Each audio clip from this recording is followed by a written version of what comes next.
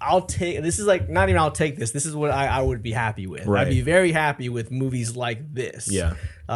With characters I love, telling just like a great story with great character development, action, the style. Yeah. If we were to get more like this, the superhero cinematic universes wouldn't be so saturated with the same. Right. Yeah. It wouldn't be so bland as it is right now. Yeah, exactly. Right. So, and I don't know why I shouldn't have compared it, but I was comparing this to like Multiverse of Madness with Doctor Strange. Yeah. And it's not even in the same category. Like it's a similar premise in some ways. Right. Yeah. Yeah. But this is just so superior. It's so good. And it's just I don't know. Sony is getting these animated films right.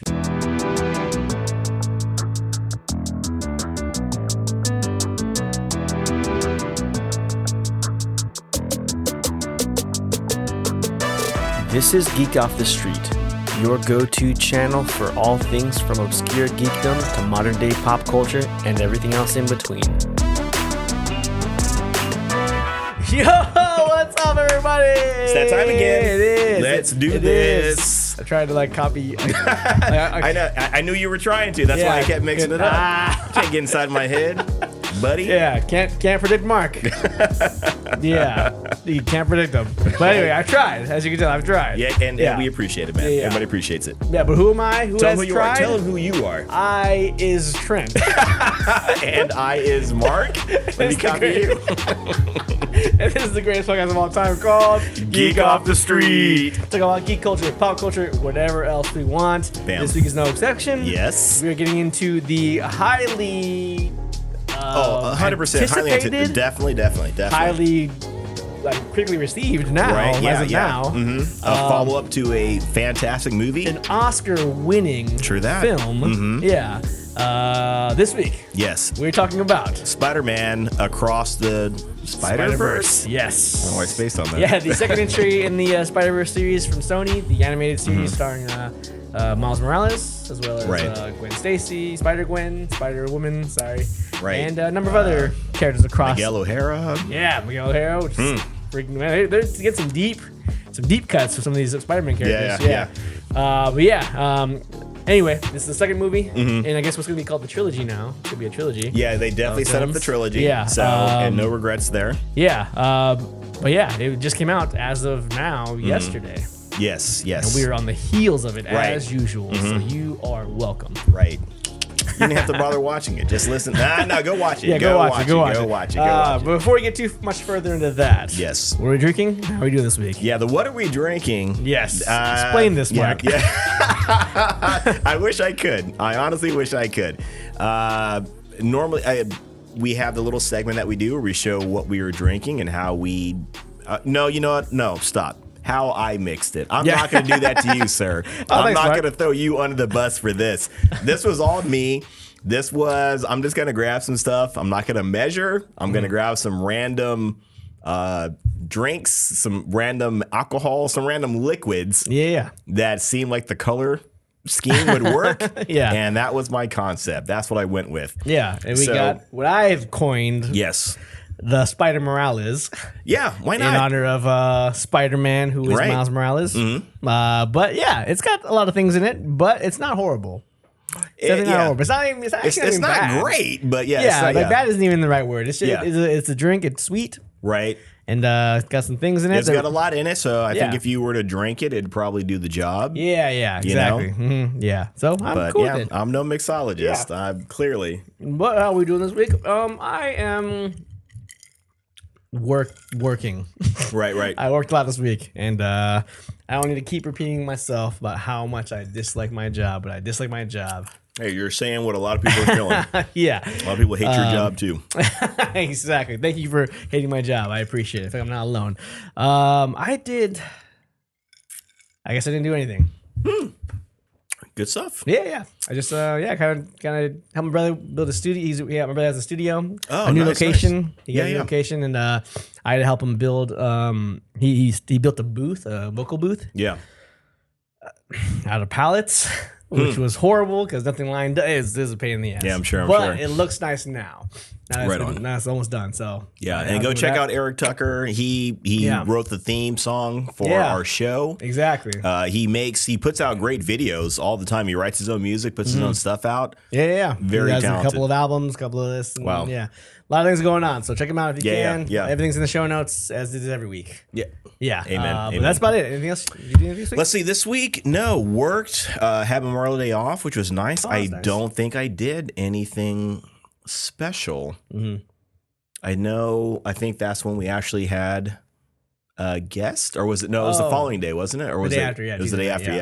Yeah. So again, a quick shout out, Batical Radness. Yeah. Come on the show, Batical. If you guys missed that episode last week, check that out. Last episode was amazing. Great. Yeah, we had Batical Radness on here. We talk about him every week. Yeah. And he actually came on the show. Right. Graced us with his presence. Yes. And had it was a good time. Dynamite it was just show. a good time. It was just a lot of fun, man. Good time. We had a lot of fun, and I think the show was actually a pretty good show too. Yeah, so, I agree. I agree. Yeah, shout out to Batical Radness. Right. Thanks for coming on, dude. Yeah, so listen to it, watch the video, do all that stuff. And go check him out at Batical Radness on basically every platform. Yes. Yeah. And quick shout out, Knox Jinjo. Thank you guys as well. I watched their the convention video that they made. I haven't seen that yet. Yeah, it's pretty good. It's pretty funny. Yeah, nice. The shenanigans, Very basically. cool. But yeah, it's good. I like it. Good deal. But yeah. Other than that, no, I don't think I did too much this week. No, that's about it. Just working. Yeah, same thing. Working, and that's about it. Very nice. All right. Well, speaking of shout outs, we should get into a couple more. Yeah, do some. Yeah, I Just will a couple, do some as this is loading because I've never once loaded this before we started recording. We all expect it now. Yes, but shout outs to Duh, It's a Podcast. Duds? Duh, It's a Podcast. Duh, It's a Podcast. Yes, thanks for following us. Nice, I like that. Lacey, I think we worked with this person. Her name is Lacey. I think she worked with us at I do remember a Lacey at Amazon. Yeah, I think, so she followed us. Oh, wow, that's so cool. Yeah. Lacey, thank you. Shout out to her. She just got her bachelor's degree, it looks like. Shut the front door. Yeah, Very she just nice. graduated from college. Very cool. So congratulations. Thanks for following us. Yeah. And Loungefly Backpack 555. I don't know if that's a real... Maybe they are. Maybe they're a Loungefly collector. Who knows? I don't know. That sounds pretty Oh, it is Loungefly specific. collector. Okay, yeah. All right. They collect Loungefly bags. All right. Those are popular. Monica is her name. Thanks for following us. And also... Those are popular. Those are cool. Yeah, right. Gamer Clothing FDW. It's a clothing company. Oh, cool. Thanks for following us. Appreciate it. Mm-hmm. Yeah. I know I handed out some cards at the convention. I wonder if... Oh, what was that last one again? Gamer Clothing FDW. I might know who that might be. Maybe. If it is, I'm going to... None of that is looking familiar to me. But I know I picked up some pretty cool shirts. One in particular that I'll have it on the show and I'll point it out when I do. But yeah, we'll give a shout out to. I went to we were talking about the Anime Riverside Convention that went down a couple weeks ago. Went there, had a great time. I was able to go as a spectator this time as opposed to working it, which is a whole different vibe. Yeah. Whole different vibe. So I picked up a lot of cool stuff, and we're probably going to do like maybe a little, 10, 15 minute segment where we show some of the stuff that, that I picked up from there and all that kind of stuff that I acquired. A lot of good stuff, I think. A lot of cool t-shirts too. Mm-hmm. So yeah, definitely. Yeah. We'll also, I want to do a quick shout out to, I think his name was Norris. He's a truck driver. Oh, nice. Okay. And he came through my work to drop off a load, and he had this truck. This was his truck, and it was painted with this Blue Lantern Corps insignia. Wow. With a I'm not sure who the character was, but then it also has like the Green Lantern Corps or the Blue Lantern Corps. Yeah, their insignia kind of thing. Insignia, yeah. Oh, that's their oath. Oh, yeah, crap, that's on cool. The side. Yeah. Wow. He's hardcore with it. Yeah, he's a big superhero fan, so I gave him a card and he said, check it out. I was like, on your long drives, man, you're driving a truck. Dude, listen to our podcast. Listen, man, we got a lot of episodes to get you through. Exactly. The tough times. Yeah. So he said, check it out. And as you guys can tell, off camera here. Oh, check this out. This is actually pretty legit. I am a big Blue Lantern Corps fan. Bam, yeah, get that in the shot, baby. This is my thing. The Blue Lantern Corps is the best because they're all about hope, and they save everybody in Blackest Night. They're the most important one, I think. Wow. And when you hit that side, it lights up. Is that even lighting up? Is the battery? Is all my hope dead? All my hope. Well, anybody that's been listening to this show would say yes. Oh wait, or I just gotta charge it. I still don't think it lit up. Oh, there we go. Sorry, wrong side. There we go. Oh, there you put go. The ring There in you there, go. It lights up. That's my Blue Lantern. Got a ring and everything. Battery. Yep, it's my legit. My jam. That's very cool. Anyway, shout out to Norris. Thank you for checking us out, man. That's very cool. Thank you, man. Is that it? That's it. That's it, man. Let's get into this freaking show, man, because this was such a great movie. I think off the top of my right off the bat. Yeah, this was a fantastic movie. I think, and I'm just gonna go right out and say that I think this is. I was thinking about this on the way over here. Yeah. So I just watched the movie. I literally watched the movie before coming over here, and I think like this is a good example of maybe what we can have in the superhero cinematic world, and also still be fun and enjoyable for all audiences. I think, right. Because if we're not gonna get the Watchmen level stuff, the Zack Snyder level stuff, the darker and gritty side of superhero things. This is I'll take this is like not even I'll take this. This is what I would be happy with. Right. I'd be very happy with movies like this. Yeah. With characters I love. Telling just like a great story with great character development, action, the style. Yeah. If we were to get more like this, the superhero cinematic universes wouldn't be so saturated with the same. Right. Yeah. It wouldn't be so bland as it is right now. Yeah. Exactly. Right. So. And I don't know why I shouldn't have compared it, but I was comparing this to like Multiverse of Madness with Doctor Strange. Yeah, and it's not even in the same category. Like it's a similar premise in some ways. Right. Yeah. But this is just so superior. It's so good. And it's just I don't know. Sony is getting these animated films right. Yeah. I don't care really so much about their live action stuff. Yeah, their live action stuff is terrible. Right. I mean, I'm gonna call it like I see it. I mean, if anybody's seen Morbius. Oh yeah, I remember you telling me about it. Yeah. I paid money to see it. So and then the Venom movies, I guess I hear they're just okay. They're right. Well, I know the first one I did not care for at all. Okay. It felt like it was like just rehashed special effects and like just a storyline that would have been okay 20 years ago, 30 years ago. Wasn't anything fresh. Wasn't anything fresh at all. Yeah. So that was Venom. I didn't see the second one, full disclosure, so I'm not talking about that one. Oh yeah. But yeah, I am excited for the Madam Web movie. There's a Madam Web. Oh yes, we talked about that before, a long time ago. I'm being sarcastic. I don't know what is that even going to be about? You know what I mean? But yeah, so like point being is that this is great. They're really nailing the shit out of these movies. Spiderverse or Into the Spiderverse and then Across the Spiderverse are they're phenomenal. These are really, really well made movies, and I enjoyed it all the way through. I think. For the most part. I can't argue. I mean, I'll find something to argue with you about. Trust me, but no, I have to agree. The movie was great. And again, we'll get into what we liked and disliked about it, but the art, the style of it, the characters were great. You could empathize with what they were going through. Really, like all of them, all the main ones. Yeah, everybody. Some of the characters were there more for, I don't want to say more for laughs, for fun necessarily. I'm thinking like this. Yeah. But they still worked. Oh man, you know what? I just remembered. I have the Spider-Man from the India. Spider-Man. Oh, really? Hang on a second. Hang on. Bear with me. Keep talking. Do I have them up here? I don't know if I've seen them, so maybe not. Yeah, you know what? I saw it months ago, long before this movie came out. Yeah. And I said, oh, that's cool. Let me buy this thing. Let me grab it. All right, so I'll find it. We'll have it set up next time. But you see, we got our Miles Morales here. Yeah, definitely. So if you guys don't know, the Spider-Verse movie it's kind of based on the Into the Spider-Verse. I mean, loosely based on the Spider-Verse comic book that was really, really popular. Yeah. But this focuses more on Miles Morales. The Spider-Verse comic book series that I read was about Peter Parker, and he was going through the Spider-Verse and dealing with all these, energy vampires and all this stuff. Which is a really great It was a really interesting story. Really, yeah. Also really interesting as well. Yeah. But this was focused on Miles Morales, who was introduced as Ultimate Spider-Man.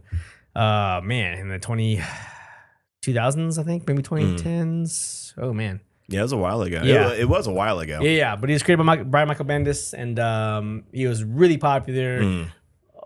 Because of a diverse character, new Spider-Man. He's part black, part Puerto Rican. Yeah. He's a new Spider-Man character, new person to take over the mantle of Spider-Man. And also, on top of that, was written so well.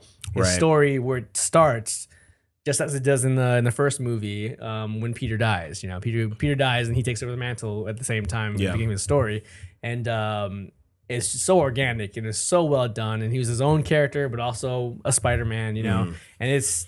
The comic books, every single thing I've read with Miles Morales is good. Anything that Bendis wrote was really, really good. Right on. And then also, we have Spider-Gwen, Spider-Woman. Yeah. She was introduced during the Spider-Verse comic book series that she was created for that series as spider. She was bit by a spider, and Peter died. Kind of a swap, and she was super popular as well. And during that time, so taking these really uber popular characters and putting them into these as the focus in these movies is genius. I think. Yeah. It's fantastic. And basically, as if you guys haven't seen it, there's a multiverse of Spider-Man and Spider People. Right. Is the proper term. Yeah. And there are different Spider, people from different times, different realities kind of thing. But, there's a Shakespearean style Spider-Man. It's just the whole gambit. I mean, if you've seen the first movie, hopefully, you see there's just a wide range of these Spider People within the Spider-Verse. Which is also, it's cool that a lot of these are from the comic books too, like Spider-Man Noir,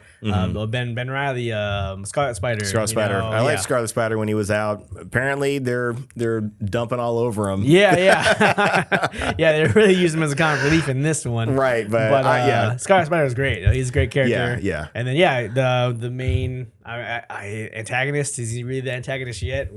Kinda, but not. Yeah, the Spider-Man 2099. Miguel O'Hara. Yeah, exactly. Yeah.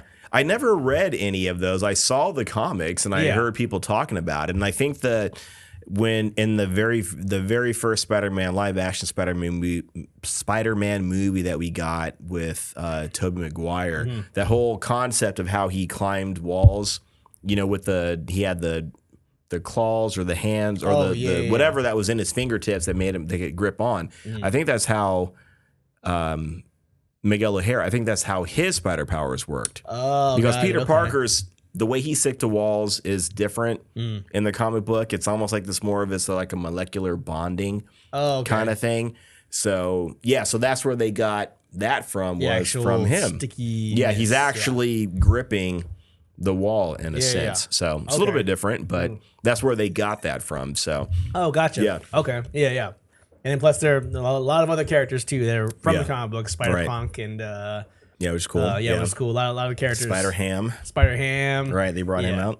Right, yeah. So all these characters are from the comic books making an appearance in the series, more or less, which is kind of cool. But that's basically the premise, is having gone on this multiversal adventure, dealing with destroying the fabric of time and space and all that good stuff. Yeah. The way it starts off, it really starts off with Gwen. Right, that's where the story starts off, and that actually worked. That was nice. That was a really great change of pace. Yeah, that was great, it 100% worked. She wasn't the star, so to speak, of the show. But she was still a very important character, and the way it, starts and ends with her, was fantastic. It worked. That was great. Yeah, she was a great, female character, because there's always talk, nowadays about like the whole Mary Sue type characters going on, and she wasn't that. She wasn't, the I'm going to save everything all the time, I'm better than everybody kind of thing. It wasn't that at all.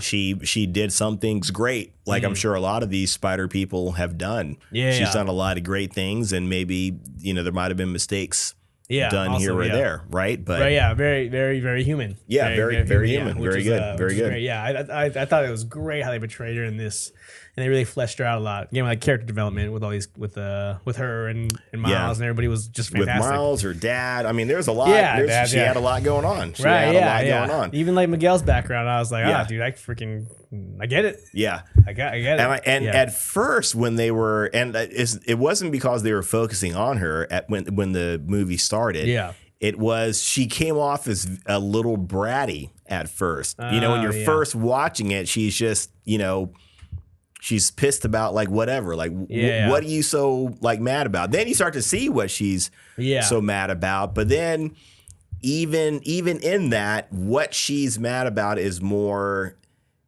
There's more to it. There's more layers to it than that, because on the surface it would seem like, oh, she's mad that she lost her friend, right? But she's also mad that she's lost her friend and she can't, talk to anybody. She can't, be honest with her dad. There's this whole crazy thing going on. So and the people she did connect with, she can't be around because it's a different universe, right? Yeah, it's super weird. Tough situations. I would eat away at anybody, I feel like. But good stuff though. So what do we like? What are positives? Well, I mean, right off the bat, I think everybody knows this about these movies, the artwork and the way all that. It's very creative. It's all over the place. It's very erratic. It's very, I don't know if anyone's got like the strobe light sensitivities. I don't know if this is a movie you can watch. I don't know, but it is fun to watch. And it can get a little jarring sometimes, but I think the story is so well done. Whatever art is going on that might seem a little jarring, you forget about it, within the next second, because there's some compelling story factor that's taking place that takes care of that. So, but that being said, though, the artwork, like I said, it is great. It's fun to see.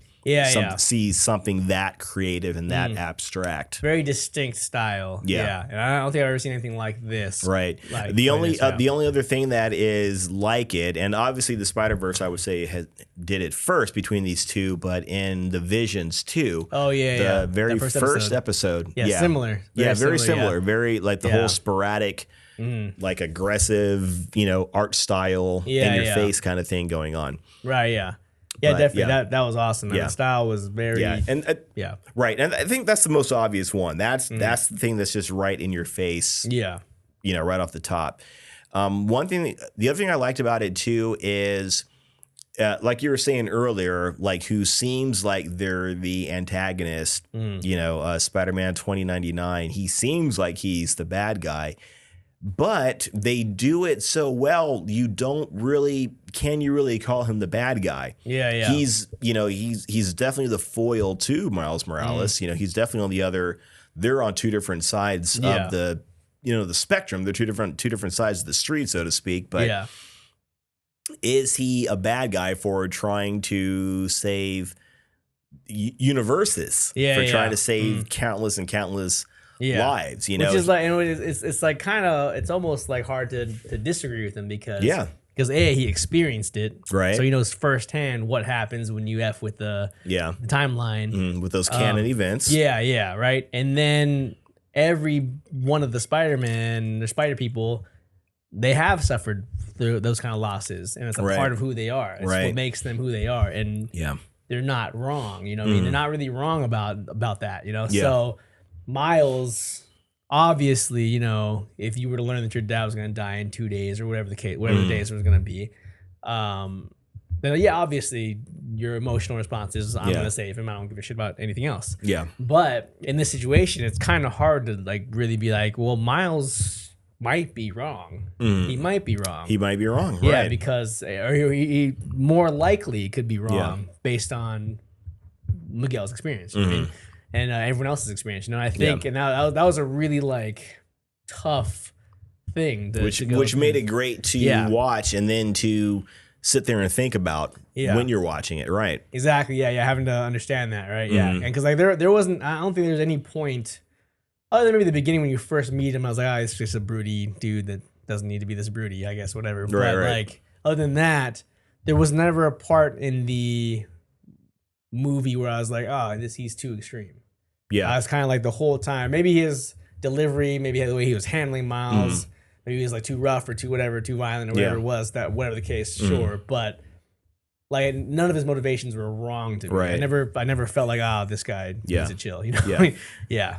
And I never felt like he hated Miles. You know, at some point he makes this, revelation to him. Yeah. That seems like he might be gunning for him in a certain way, maybe. Yeah.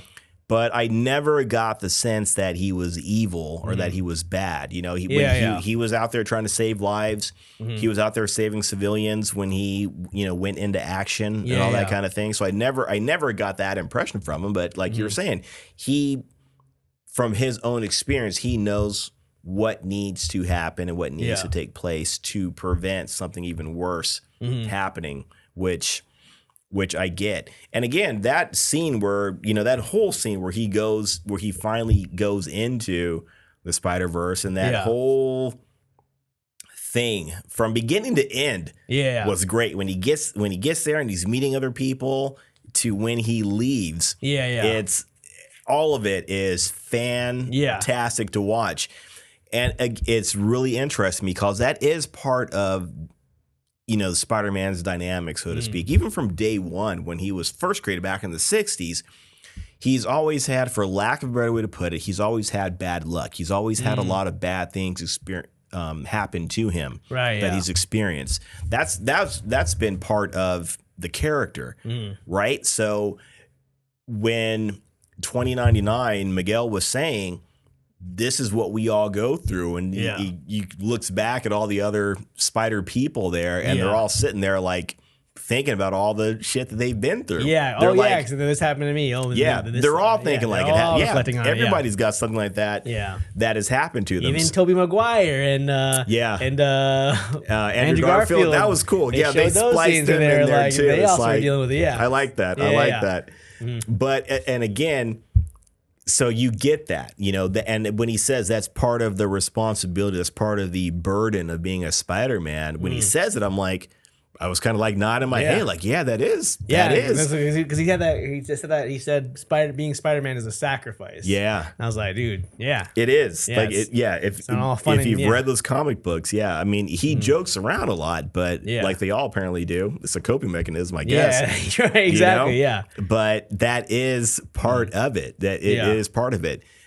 But as soon as he said that, and I was like nodding my head, internally, like, that's part of being Spider-Man.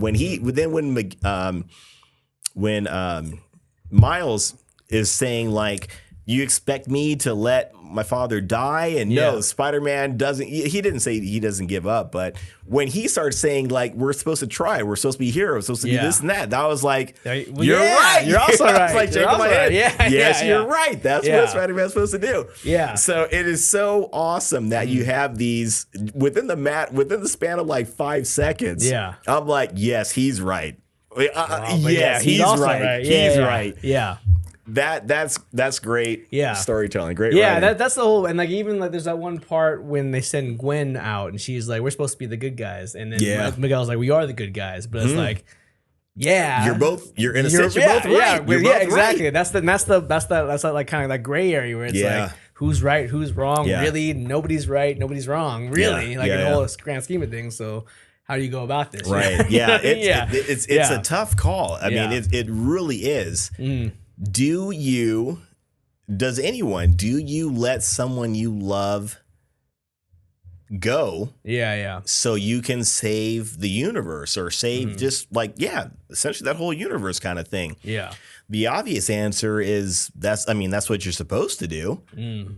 But at the same time, if you're a hero, a superhero, if you're a spider person, that's true. Aren't you supposed to do that? Like both those answers are right and both those answers are wrong. Choosing to do both seems like what you are supposed to do. But then they even also brought up, though, I think it was twice when they brought up to Miguel, they're like, how do you know that canon event is supposed to take place? Like, how do you know that's supposed to happen? How do you know what the effect is if it doesn't or does happen? and he doesn't really have an answer for that, you know. So there's also that. Yeah, so there's some gray area there too. Yeah. You know, maybe they've been like just towing the line so long. Right, they're stopping everything. Yeah, when maybe they haven't thought like maybe there is a way around something. Maybe there's repercussions to them stopping or allowing the canon events to happen. You know what I mean? Which is also another. Yeah. Shit, man, we're getting into this lost in this multiverse thing now. I mean, but that's what you're supposed. That's great though. I love that. And see that in that event where they go to Mumbahattan or whatever it's called. Yeah. There, I mean, that whole thing with the Spot creates this thing that's supposed to kill Captain Singh or whatever. Yeah. Like that's supposed to happen. But if Miles was if he never became Spider-Man, aka never created the Spot and never created that event, doesn't that make Miles canon in a certain sense? Like, I mean, maybe the canon event, maybe just the canon event was Singh is supposed to die. Yeah. You know, but if Singh was supposed to die in that event, that is caused by the Spot. And the Spot was created by Miles Morales. Right. Doesn't that make Miles Morales canon within their world? I mean, that's just it's a question. I don't know. To me, it seems like that could be the argument because it comes up. It comes up. Yeah, everyone that is a spider person seems like maybe they're supposed to be a spider person because if Miles, because this comes up in the movie that they question, who is actually supposed to be Spider-Man or supposed to be a Spider-Man, which I thought was kind of, which was a little meta. Considering, when Miles Morales first came out, there was a little bit of pushback because people were like, he's not Spider-Man. Peter Parker is Spider-Man. What are you doing? Right. So it's cool that they kind of, commented on that, which I like. But if that's the case, then it seems like Peter Parkers are supposed to be Spider-Men. Spider-Mans. So does that mean Gwen is she's not part of the timeline? She shouldn't be there. Does that mean Miguel shouldn't be there? Like why? Why is he? Why is he a Spider-Man? Yeah, he's not a Parker. But again, it's in 2099, so I guess New York. So what happened there? That's true. Anybody that doesn't have like the Peter Parker name. Yeah, I mean, is that? Maybe that's part of Miguel's flaw, though, is that he probably is trying to make things black and white when they're not. When they're not. Yeah. So. But I also get his motivations too. Like if he had this terrible event happen to him, then he's gonna want to make sure that it doesn't happen to anybody else. Being a hero, being a good guy, right, that kind of thing. So. I get his motivations, which is what this is like just, storytelling 101. That's what you want from a good, villain or antagonist. You want to be able to relate to them. You want their motivations to be believable, and if you watch this movie, everything he's saying and doing, although he may come off a little extreme sometimes, everything he's saying and doing, like you can see where he's coming from. Yeah. But I think there's a difference between a likable villain and a villain that may or may not be a villain. You know what I mean? But is an antagonist. He's the antagonist doesn't necessarily mean he's a bad guy. Yeah. I think there is a lot of moments now, especially in Marvel movies or superhero movies, where they try to make the villain likable, like likable, like charismatic, even though he's a bad guy, right. And that kind of I think happens a lot now. Miguel isn't necessarily a likable character, not really, not really, he really isn't. But he's an antagonist, not necessarily a bad guy. I think, which is a good way to tell a story, right? Agreed. About characters, and it's just basically one character wants this, one character wants that. That's what makes them a protagonist and an antagonist. I mean, that's really good. And from whoever's point of view, you can understand that. Right. You can understand it, yeah. So, I don't know. Yeah, that's a good hero. I mean, that's always the question, too, is, I kind of equated the whole thing about, Batman and the Joker. Like, Batman is a great hero because he stands his ground on not killing. Like he has an extremely firm stance on that. He doesn't do it. He's not going to do it. But on the flip side of it, it's like, you know, if you killed the Joker, the next time you guys had a tussle, then there wouldn't be another time where the Joker's going to escape and go out and kill, you know, whatever person. Like when you didn't kill the Joker back there, all those lives are now maybe you're a little responsible for them, you know? So that's that great. It's not great, but that's that great gray area. Yeah. It's a great gray area in storytelling. Makes characters books. Interesting. It makes it makes the characters, the situations, the world. It makes it very, very interesting. Yeah. Very interesting. Yeah, definitely. Yeah, I feel like the dilemmas were so real. Yeah. For each of these characters, you know, which was made for great character development. Man, you cared about each one of their motivations. Yeah. And you cared about the moments of like the tender, soft, and like heartfelt moments, and you cared about the intense moments and even the fun moments. You cared about all that stuff because these were like very human people, very relatable characters. Like if this was, I don't know, it seems like you could relate, even though they're all superheroes and whatever the heck, you know, you can relate to them as people. Yeah. Which is really good, good story, really good. Like it's really good storytelling, I think. Yeah, yes, yeah. Even with Miles, with all of them, with Miles and with Gwen, when they're in and out of costume. Yeah. You know, they had a lot of great, you know, stories. Behind them. You know, Miles and his family was great when his parents, you know, see him, you know, cutting classes and all this kind of thing, and when he brings a girl over, kind of thing, all this great, you know, energy.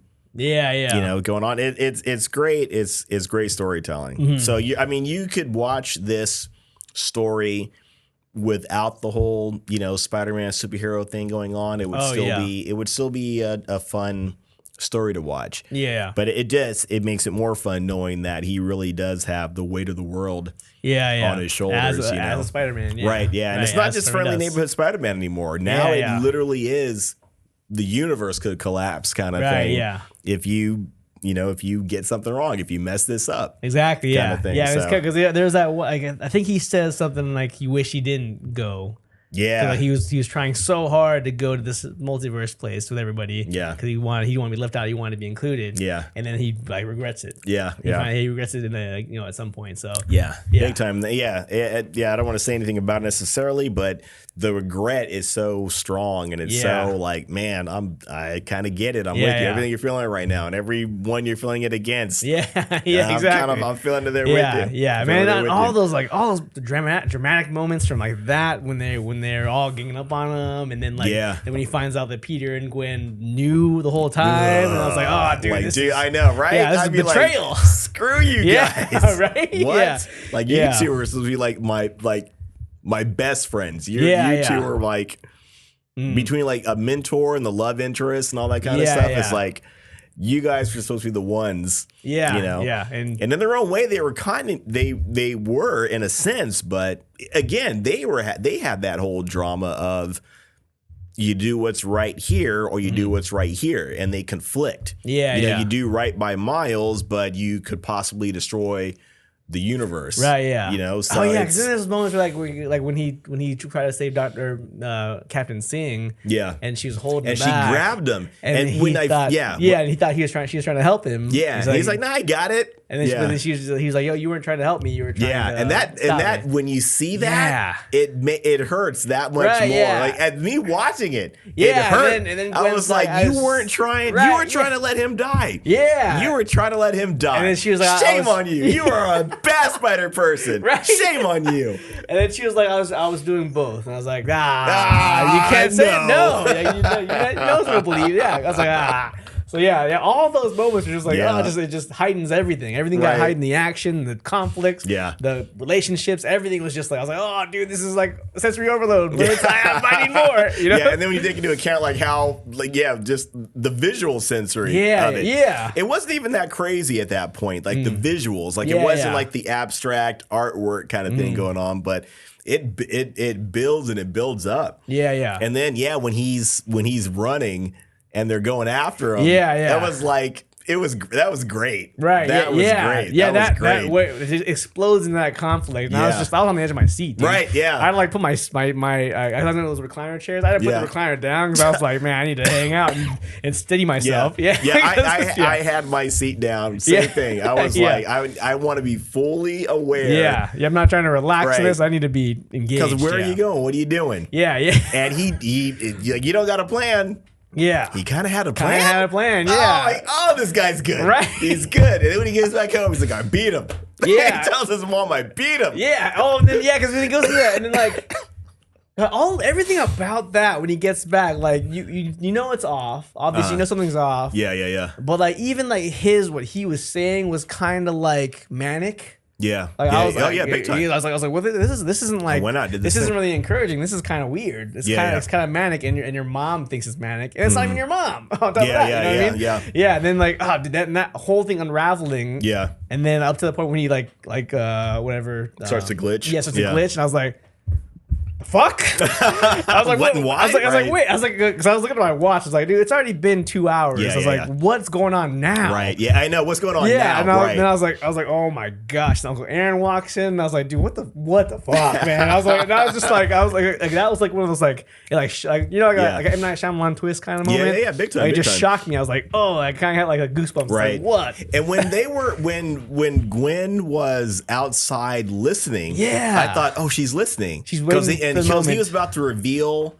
and she was saying never reveal, and he was about to reveal, and I was like, is she going to do something? She's going to say something? Yeah. I was like, why is she stopping him? It's still so silent. And then that's when I was like, something's not right. Something's off. Something's going on. And then when you actually if you're paying attention, like the color scheme's different of each world that she's in and he's in, as all the different New York, all the different worlds that they go to have different colors, and they're all different. So even though, that was just like, I was like, what the fuck is going on? Yeah. That was just it was.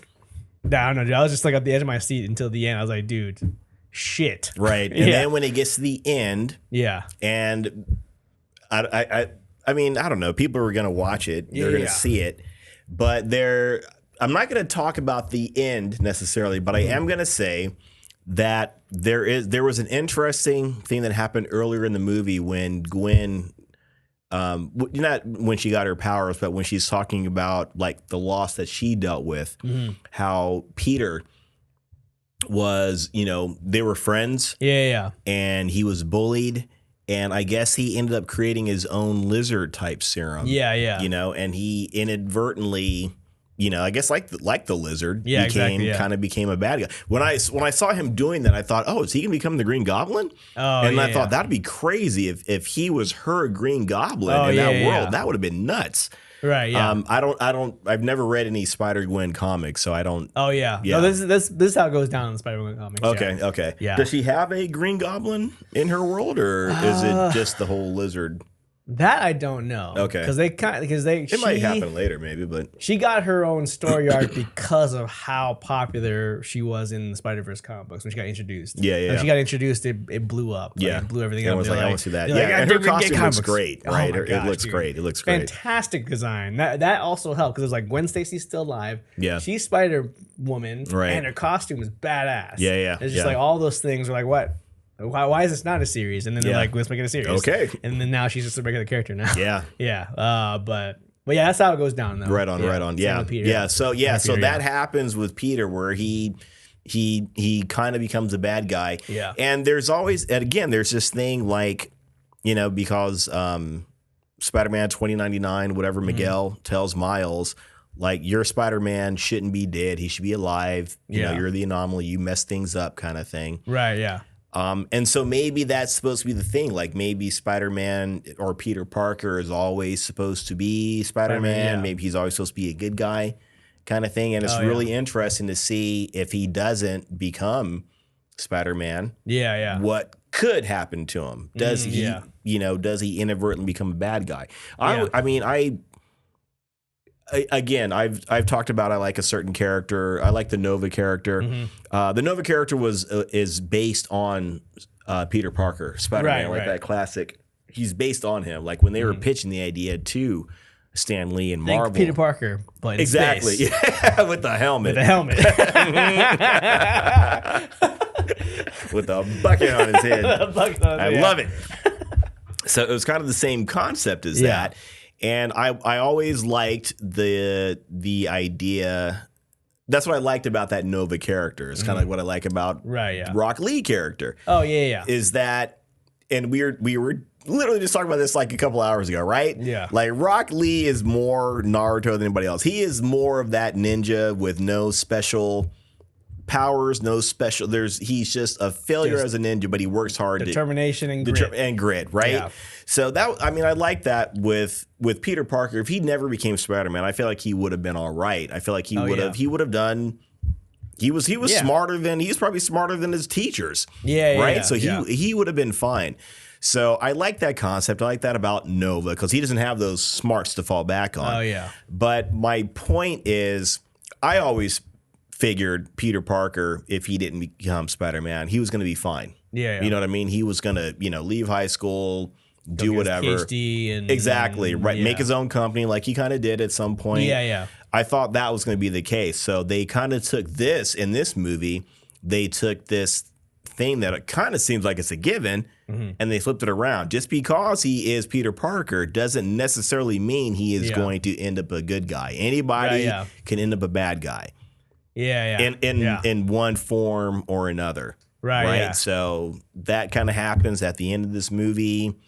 Maybe that happened with Miguel. Maybe he's kind of become a bad guy. He doesn't realize it. Yeah. Maybe. Yeah. I don't know. I don't know. That's interesting, man. Yeah. But they set up, they clearly set up a third movie. 100% set up a third movie. Yeah. I think it comes out in March. Okay. So we don't have to wait 5 years for this one. Which is nice. Yeah. Because the last one came out in 2018. Right. Really, I didn't realize how long ago that was. Yeah, I know. That was like 5 years. Wasn't that long? Yeah. Right. Yeah. So next one comes out in March of 2024, and obviously it's going to conclude, I think. Yeah. With this trilogy. I'm not sure if they're going to do any more afterwards. Yeah. I watch anything they do. Right. Do, but I'd be scared that they would, milk it. Right. Yeah. But man, it's I mean, I fucking sound like a snob, but it's so avant-garde right now. It's so weird. It's so different. That, like, can you do that too much, or can you milk that too much? Right. I suppose you can. I mean, if you start to get more extreme with it, but if there were 26 of these animated movies with Miles Morales, maybe it'll get old. Yeah. As the MCU has, maybe it would, Yeah. But because Iron Man was so different at the time, True. And I mean, the first three phases, really completely different, than anything we've ever seen. Now it's getting a little saturated, getting a little formulaic. Yeah. But I wonder if it's sustainable to have this completely different thing, right, for a long time.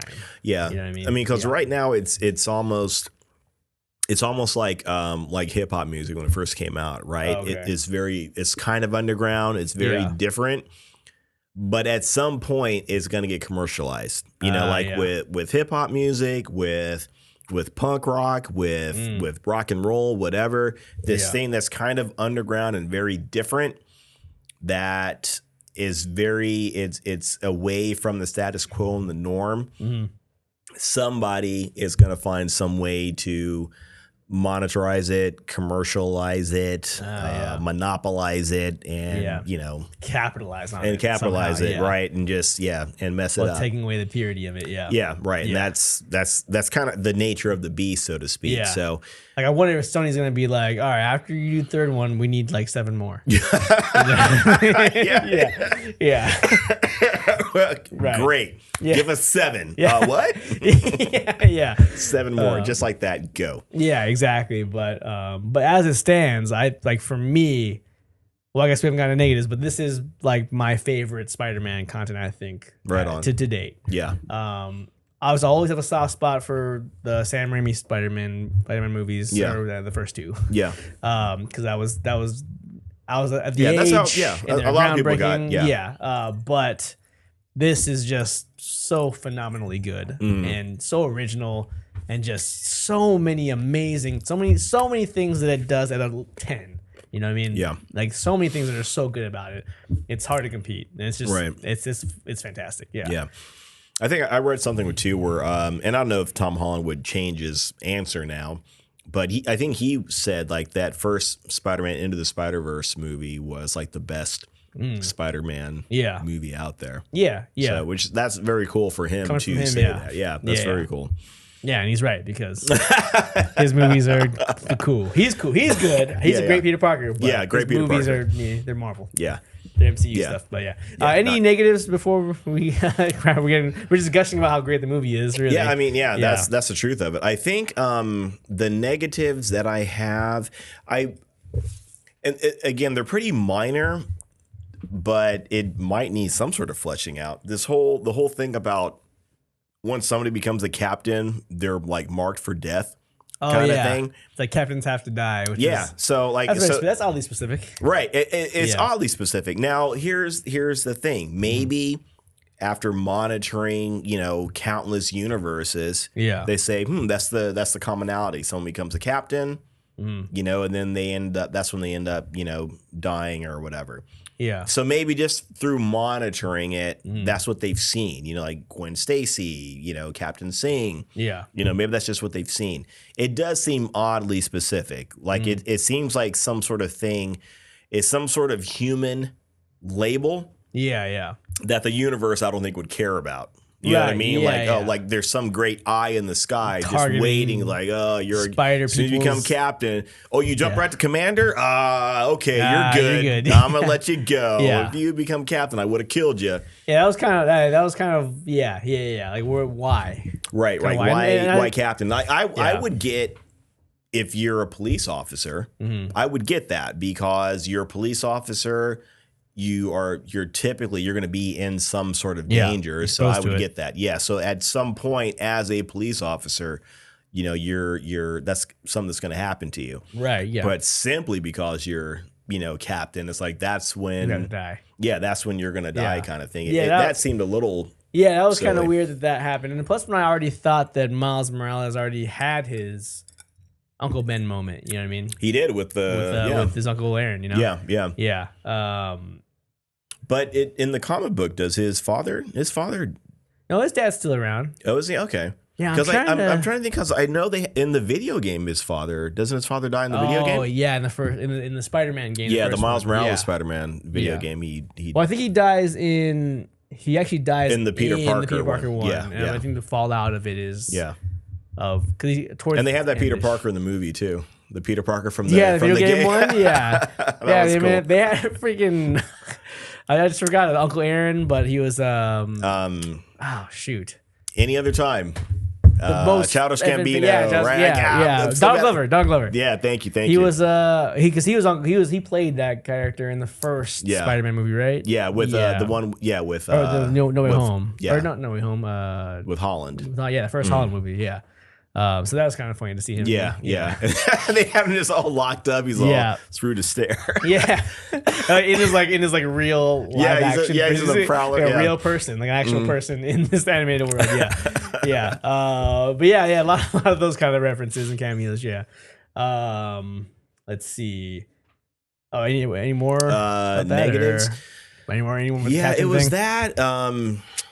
This is all kind of small stuff. When when Miles was trying to get home and he was invisible and he was like messing with the computer, that kind of thing. Like, are you sure you're pushing the right buttons? Yeah, how do you know? Yeah. I mean, maybe he's very smart. Maybe he was there. He saw it. Yeah, he saw something. I don't know if you would see that. But that's not important. Right. That's not important. And then that was the first time he used his invisibility that whole time. Like, you have hundreds of Spider-Man coming after you. You're not going to use your invisibility once. It was all part of his plan, though. I guess.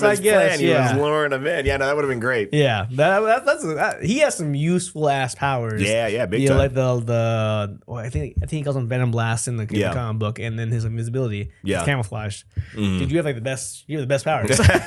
And you're also strong, and you have all the other spider powers, and all the other stuff. Yeah, so like you're stacked, man. So, yeah. Here's a question: how Gwen has web shooters? How does she get web shooters? Yeah, because she's not a super genius, right? Right. Yeah. As far as we know, she's not. And I mean, you could have said maybe Peter knew she was Spider-Gwen and made him for her. He did, but that scene when he's dying, she's like, he calls that's her right, Gwen, that's right. and she's like, what are you talking about? Like, why don't you like admit who you are when he's dying? Yeah, no, come on. The gig's up. I mean, come it's on. over. Come yeah, on. If he's calling it out right now, like, he's dying. Yeah, let him have Cut this. him a bone. Yeah, let him have like, this, right? Yeah. But so yeah, where her web shooters come from? Yeah, that I don't know. That was never explained. I don't think. Just little things. Yeah, little nitpicky things. Like how much I care. Not at all. Yeah, not really. Not you know enough what I mean? to throw off the movie at all. Really. Exactly. Yeah. Sometimes when things like that happen, it's like something that's very important to the movie, and it's like that doesn't even make sense, right? Yeah. You know, so it just because it's one of those things that the next scene is built off of it, or something about that character. Yeah. That they don't explain is built off of it, and then there's no foundation for it. So mentally, when you're watching, it doesn't stand up. Yeah. So and this is like a very just on the side kind of thing. Stuff. Yeah, nitpicky. Yeah. This is all nitpicky stuff. Yeah, I kind of thought there was like when he first gets into that world the spider people are at, and they're all swinging around. I was like, how many webs are hanging around? How many webs are there just like sticking to walls and hanging around? I thought about that too. Yeah. Like they're always doing that too. Like, oh, I'm gonna grab this pork chop. I'm gonna grab this thing over here. I'm gonna grab this thing. Like they're so many different webs. It takes a while for that stuff to dissolve. Yeah, you know? yeah. So it's like all you gotta do is follow the webs. Like, why are there so many webs in your room, Miles? Are you Spider-Man? Then how are like you guys not stepping on them and getting stuck to them and like right? Yeah. And why are you webbing the food and then you're gonna eat it? Yeah. And nobody's seeing this. I mean, I get you're trying to be cute, but you can't really seeing this. eat around the web. Yeah, you know right? This weird chemical. Now you got this weird chemical, like cement glue taste. Yeah. Kind of thing. Like weird. Just ruined it. Yeah. I know when I see them doing the webbing like too much, it's like like for me, it's like simmer down a little bit. Like you don't need to web the food. Yeah. Just go and be a normal person and pick it up. Yeah. You know, or because they knew where they were, because the parents went up there and like, hey, how you doing? Blah, blah, blah. Yeah.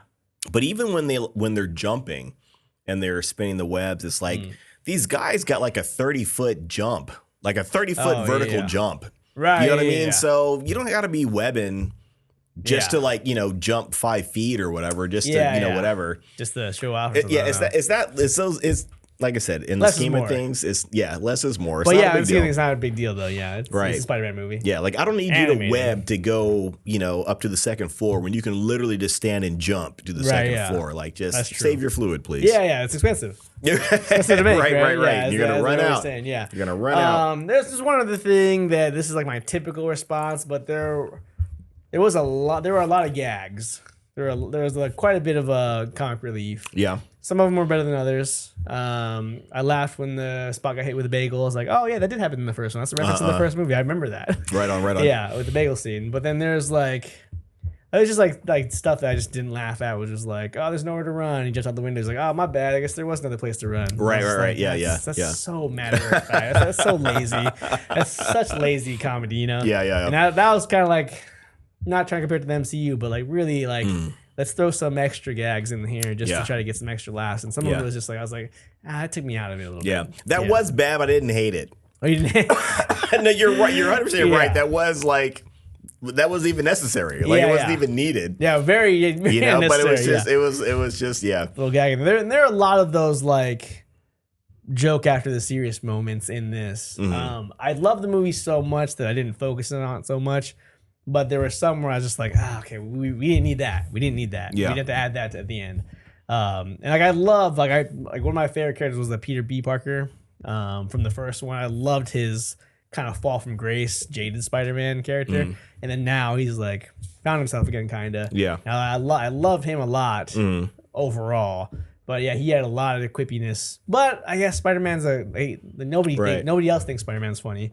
Within the world, I think. I think typically other heroes are annoyed by Spider-Man. I think he's a little too much. And the villains, cool. They even talked about this. Like as the reader and the watcher, we're always hearing Spider-Man make these jokes at the villain's expense. And they talk about that, which is really interesting. It was like I never really thought about that. Like if I am the Vulture, if I'm Electro, if I'm the Rhino, and this guy's making fun of me every single time I go out and do something, and then he shows up and I'm just the butt of all of his jokes, and he's dropping them like crazy, doesn't that piss you off? I mean, I don't want to say you're being bullied because you're you're the bad guy. You're doing something bad, but when someone is constantly ridiculing you, doesn't that make you more angry against that person? Doesn't that that was a really interesting thing to bring up too. Like again, because when you are reading these comics, you're just sitting there like, haha, yeah, Spider-Man, get him. Spider-Man, make that joke at his expense.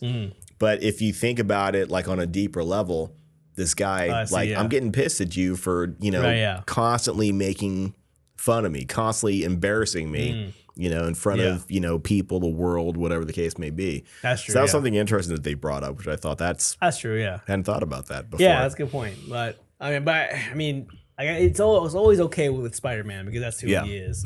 But it almost kind of comes off as an excuse to be like, oh, well, because of Spider-Man, we can throw in as many gags and as many quips as we can because it's Spider-Man. Right. When it's in every other Marvel movie too, though. Yeah. What's their excuse over there? So it's kind of an excuse to be like, well, let's throw some more of these corny jokes in here. Which, and they comment on that too when the Spider one of the Spider people, I think she's in a wheelchair. She's in some sort of motorized. And she starts to like talk to him and say, do you think that, I can't remember what she said. Do you think when Spider people use the jokes as a crutch? As a crutch. Yeah, as a crutch like that. Like, get it? Because I got a crutch or I'm in a wheelchair and she hits him or something like that. Yeah. So they comment on it, but just because you comment on it, trying to be meta, and then you do it to death.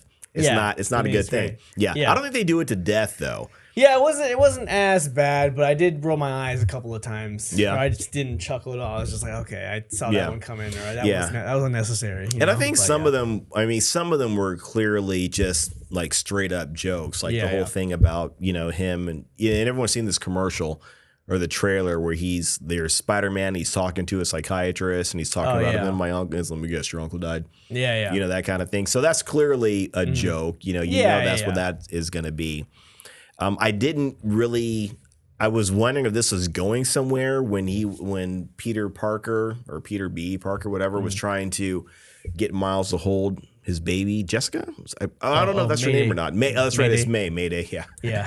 Trying to get her. That's out of the comics too, which is cool, because I think she becomes Spider-Woman or Spider-Girl later. That's cool. Yeah, when Peter loses his leg or something, I saw that. Yeah. So I was wondering, like, is this going somewhere? Like, the way that you're, like, constantly saying, hold the baby, is this, like, does she have some sort of ability to do something? Or it's like, and maybe she does. Maybe they'll explain in the third movie. Or maybe it was just a bad joke. Yeah, it's a bad joke. Yeah, it's just a ruse. Like just hold a baby. This feels good. Makes you feel better, Yeah. Right. I guess. I don't know. I'm not a dad, so I don't relate. But yeah. But that was basically it. There weren't many negatives. I was cool with how it ended. I was cool with just the storyline in general. I was okay for the whole ride, I think, for the most part. It's great, man. Yeah, I agree. This is. I was looking forward to this movie. I know you were too. I was looking forward to this movie. I was not disappointed. I'm glad I saw it. Yeah. It's exactly. Probably watch it again. Yeah. I mean, I guess I didn't know what to expect. Obviously, you can never. Yeah. You never know. But, like, I was excited for it, and I am satisfied. Right. Like, exactly. That doesn't happen often. Not often. Yeah. Right. Especially if I am excited for something, that's usually a recipe for it to not be good. Yeah. Set myself up. Yeah. For me, exactly. Set myself up for failure, being pissed off. But I was. Like, I couldn't have asked for anything else. Yeah. Like, I was just, I wanted to watch this movie. I was excited for it, and it delivered. And they delivered. Yeah. So on your rating scale, man, I'm just going to go right ahead and say, drop what you're doing and see it.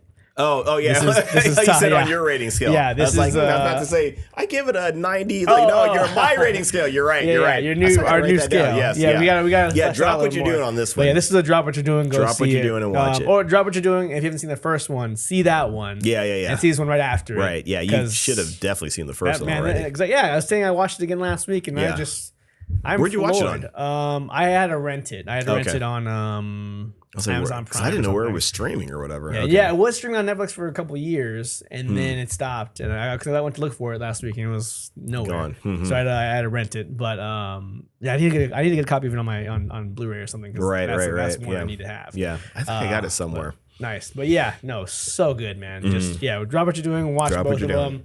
Even if you haven't seen the first one, watch it again. And watch the second one. You're not gonna be disappointed, right? Yeah, it's a great ride. That's great when a movie is that good where you can watch it again and be completely entertained by it. Yeah. I need to watch that first one again too. Right. Yeah. And I need to watch this one again. Yeah, I think it was because I was supposed to watch it with my girlfriend, and then I told you the story. We got there late and whatever.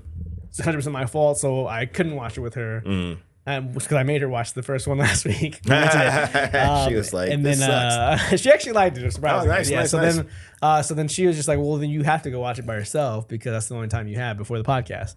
And I was like, okay, so I'll go watch it. And so now I want to take her to go watch it again, mostly because I want to watch it again. Because it's like it seems like there's a lot you can catch. You can probably catch more things the second time because there's so many things to focus on. And all those hard events that happen in it, and when you watch it the first time, it's different. You know what I mean? Because you, like with Gwen grabbing Miles, like don't go save, Captain Singh or whatever. Yeah. When you're watching it, you're like, oh, she's trying to save him. Yeah.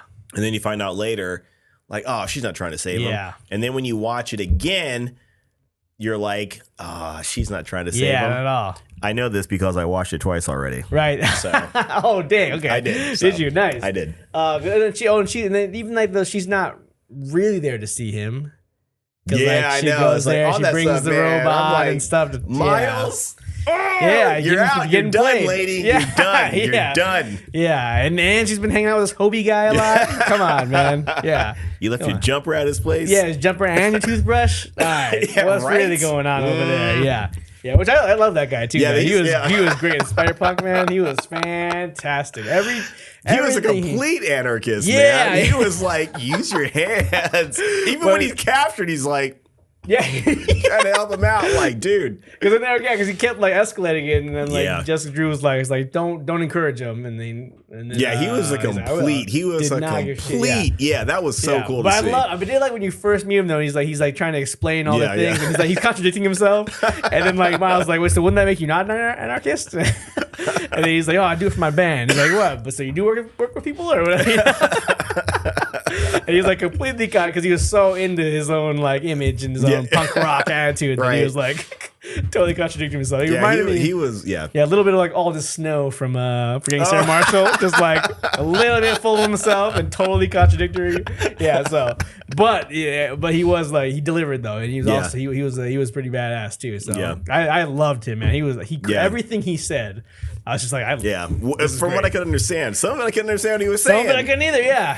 And that was the other issue, man. Did you have any issue with the audio? Like, did it sound weird to you, or did it not sound like surround the whole movie kind of thing? Yeah. Now where I was like there are a ton of reports after the first premiere day, or the preview day, I guess, that a lot of people were having trouble with the very intro with Gwen talking, and then a lot of the dialogue scenes when there is music and stuff going on, and I guess there's an issue with the mixing, maybe the audio mixing. Oh, maybe. And it's happening, like, it's been reported a lot now. And now, like, Sony executives are trying to, like, respond to it and figure out what happened. So, yeah. But, So I noticed not that I committed to memory. You did notice it, I didn't feel like I was in surround sound or anything. I felt like I was watching a TV. Oh, interesting. So that's why I couldn't understand a lot of that dialogue, especially with Spider-Punk, Yeah. Because he had that accent. But right. Yeah. But great character. I mean, I loved him too, man. He was the most effing punk rock and roll. And this is the situation. Like, this is what you're hired to do, is to stop these things from happening. And you're helping him. Yeah, man. He's just making all these little quips. Yeah. All these little British quips and jokes off to the side. So British. Yeah. So then he's just like, all right, now if you guys didn't know, I quit. And he just drops the thing. Yeah, hang on to it at least, man.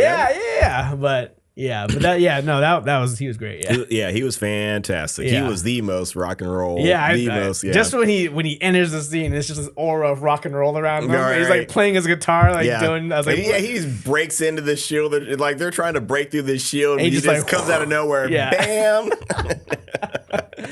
Oh man, yeah, that was great. He was fantastic. So really no more negative. But do you have any other? We do the ratings? We're on the ratings. Drop what you're doing. Yeah, go watch it. Yeah, that for me is like a 90 freaking 7. Yeah, like, it's pretty up there. Yeah, I love it, man. Yeah, I love this movie. So and the first one as well. So and very rarely do you get like a great sequel, man. Like I was just as entertained, man. I can't even do which one was better. I love. Yeah, that's true. I really need to watch that first one again because they had their own reasons for being good. I think they had their own great elements to them, and they all work so well, man. But man, that whole scene from beginning to end when he gets into that goes to the Spiderverse, man, I was like, come on, this is how you top this. This is fantastic. I mean, the story, the escalation.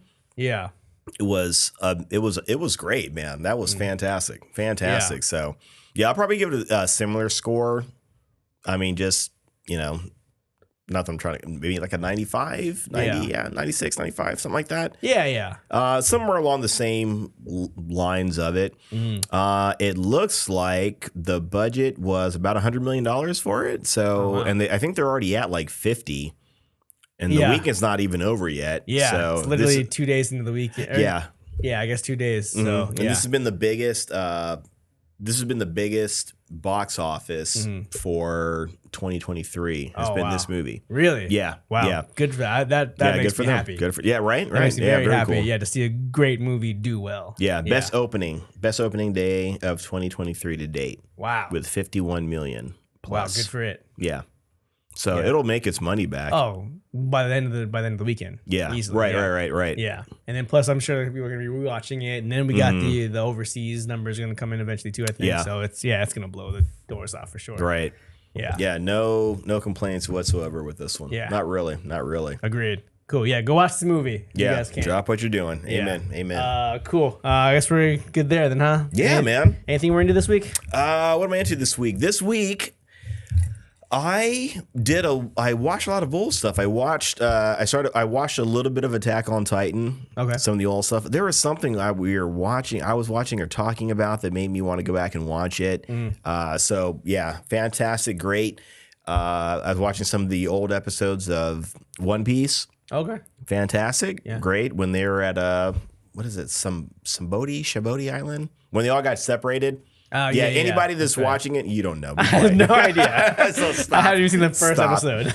Yeah, when they got separated and they had one of the Bartholomew Kuma was like just wiping them out.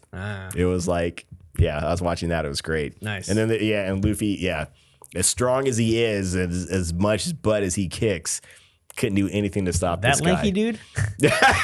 Yes, that lanky dude. I know I was telling my brother about One Piece like a long time ago when it first came out, kind of thing, and I was like, if Mr. Fantastic used his powers the way Luffy did, he'd be a whole different cat.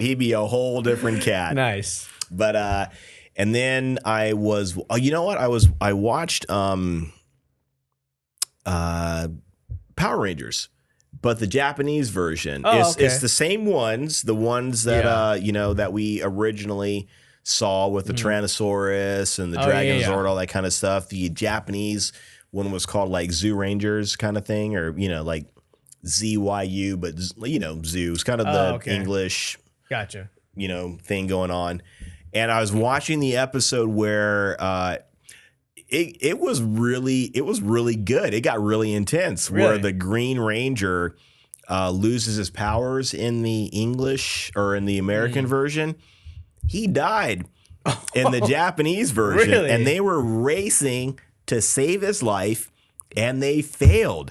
Whoa! Yeah, that was hard. Really? I was like, damn. And then he was like, he was the Green Ranger's like, I don't want to die. I want to live with you. I want to stay. Because the Red Ranger is his brother. Oh, okay. Oh, okay. Yeah. So it's this whole thing, and then like the Blue Ranger and the Black Ranger were trying to get the elixir to save him. and they were fighting this creature and they couldn't transform. It was really intense. Really? And then they finally get the elixir. And it's like, it's too late. And they're telling him it's too late. And they're like, why? And they're like screaming to God, why are you doing this, God? Why are you making us go through this shit? Man, it was great. That's pretty intense. But then they used the elixir to save this little boy that was with the Green Ranger. He's about to die. And the Green Ranger's like, if you guys get the elixir, save him. And it ended with this great thing where the Green Ranger is talking to the Red Ranger, and he's saying like, I had this dream where I think he says like a Shinigami was coming to get him, like the Grim Reaper was taking him away. And while he's being taken away, he's on a rickshaw, and it's all dark outside, so it's creepy. Yeah. He's on this rickshaw being taken away by this skeleton guy. And while he's going by, he sees this little boy on the bench, and this little boy that was with him. Yeah. And he's like, oh, a rickshaw's coming for him later. Because he's going to be, joining us. He's going to be next. And then when the Green Ranger dies and he's on this rickshaw and he's getting taken away and he's like, this breeze feels nice. It's a whole different perspective. Like it's all dark and creepy. Now he's like, this feels nice out here. Yeah. And he goes by the bench and the bench is empty. And I was like, damn, Power Rangers, you got me. It was really good. So that's much better than the shit that we had. If you're gonna watch the Power Rangers, watch that Japanese version. It's like the Zoo Rangers, ZYU, whatever, Zoo Rangers. Yeah, nice. Yeah, man, it was man, they got me. Yeah, it was good. It was good. I'll check it out, man. Yeah, it's all good then, man. What about you? What are you up to? I watched this movie called Fool's Paradise. It is Charlie Day from Always Sunny. Yeah, it's his directorial debut. Oh wow, his first film that he wrote, directed, and starred in it. Okay, did all of it, produced it, all that stuff. He's been working on this movie for 10 years. What was that thing he did? The Sun Boy, Nightman, Dayman. Yeah.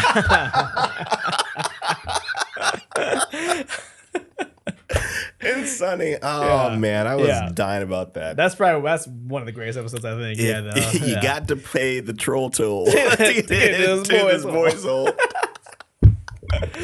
Energy, Frank. I can't say this wrong. Energy, good timing. It sounds like you're saying boy's hole.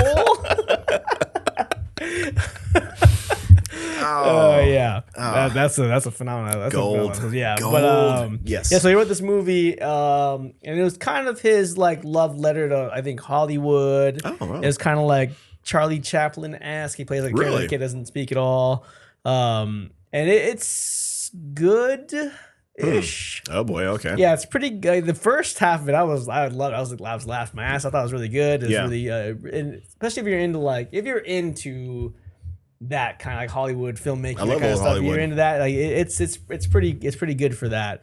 The second half of it got kind of like, I don't really know. I don't get it. What'd you watch it on? I actually bought it. I bought it on Amazon because it actually premiered like 2 weeks ago. Okay. And it already went straight to, it's not in theaters anymore. It went straight to streaming. So I bought it like.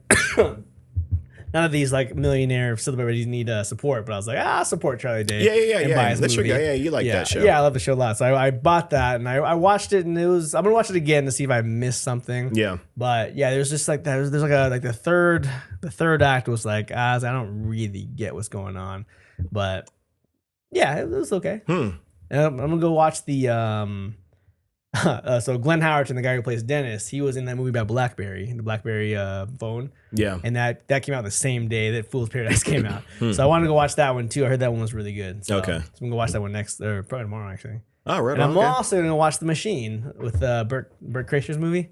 The Machine. You know the comedian Burt Kreischer?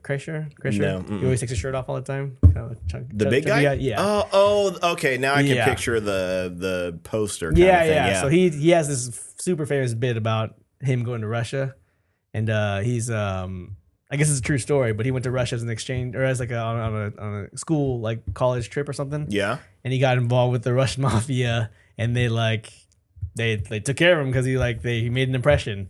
And so his whole bit about his stand-up bit is amazing. But this movie is about it's like about him as an adult, dealing with the repercussions of his experience in Russia. I gotta come back to bite him. And like Mark Hamill plays his dad. It's oh wow, it looks pretty funny. So I'm gonna go watch that one too. Okay, cool. So I got a lot of movies to watch this weekend. Nice. So, Yeah. That's cool. But I saw that poster. I didn't know. I thought it was some thing about his stand-up. Yeah. Like, definitely ties does he in. refer to himself as the machine when he's doing his stand-up? I guess that's how he broke the ice with the Russians, is that he didn't know how to say anything, and then like the tour, like the teacher that they were with, they didn't like him or something, but they're like, stay away from the Russian mafia guys, like stay away from them, the Russian mafia.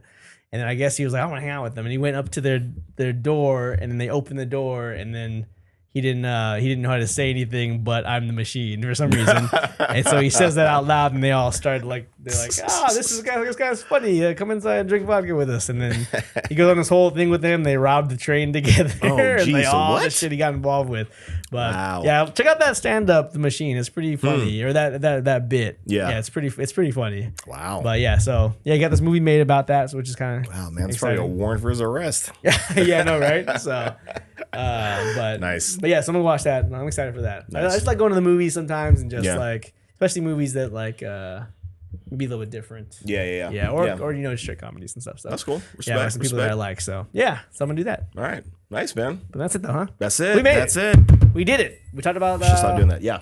Yeah, no, I always catch that. I always stop. You always hear that every time. Yeah, because I look at myself as I'm doing it, and I'm like always going like, but then this and this and this, and I'm like, stop doing that, you, me, stop doing that. I see you doing it.